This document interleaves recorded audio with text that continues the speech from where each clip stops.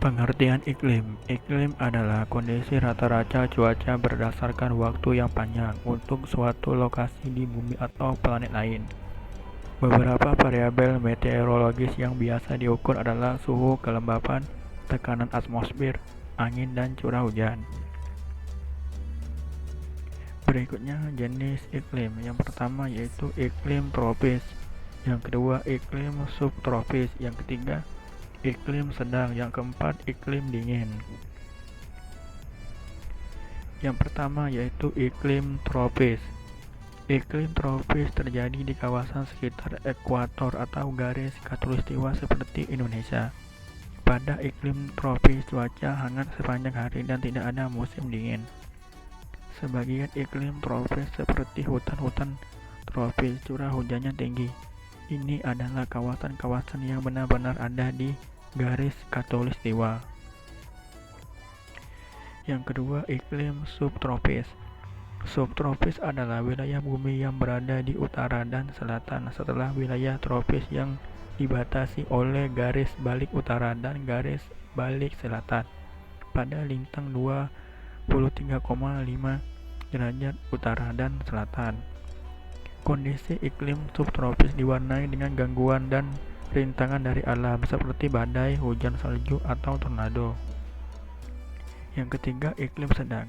Iklim sedang atau iklim siklon ditemukan di bumi belahan utara atau utara garis khatulistiwa. Di kawasan ini, kutub yang dingin bertemu dengan udara yang hangat. Hasilnya, hujan dan salju kerap ditemui di kawasan beriklim sedang.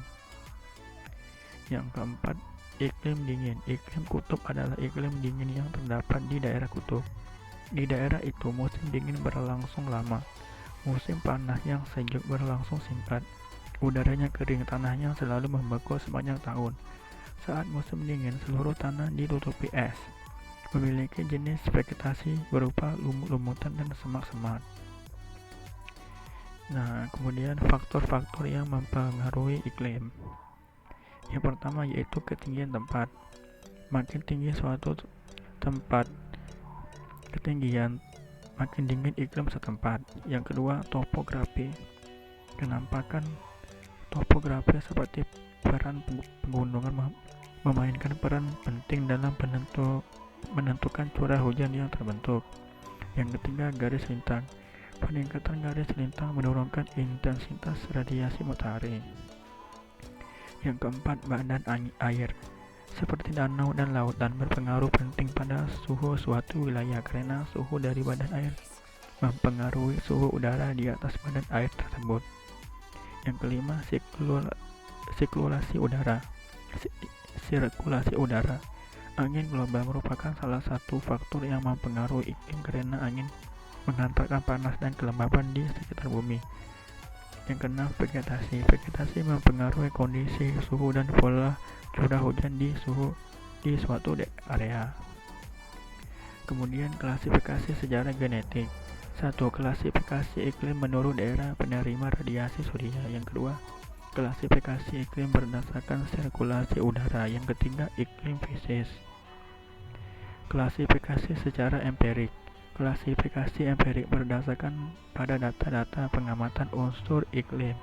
Klasifikasi iklim secara empirik mempunyai ketelitian lebih baik dan berfokus pada kawasan yang sempit. Yang pertama, klasifikasi Köppen. Vladimir Köppen, seorang ahli kebangsaan Jerman, membagi iklim berdasarkan curah hujan dan temperatur menjadi 5 tipe iklim.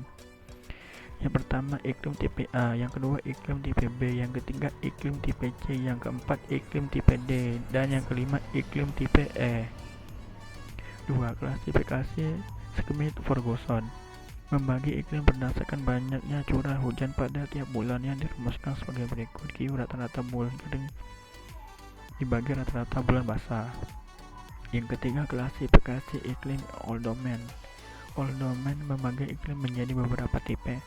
Yang pertama, iklim A. Yang kedua, iklim B. Yang ketiga, iklim C. Dan yang keempat, iklim D.